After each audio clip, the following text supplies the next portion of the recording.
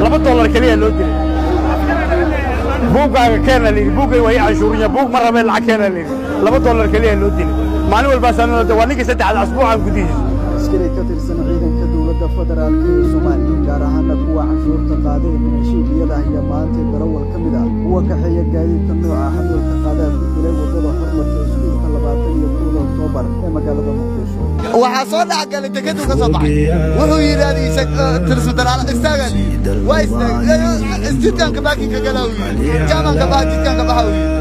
inta aad loo kaadin waa ku baastaa sidaan xabadu dab ku dhahay haas aqli sana isku noqday جرح معرى ومفتوق لهبة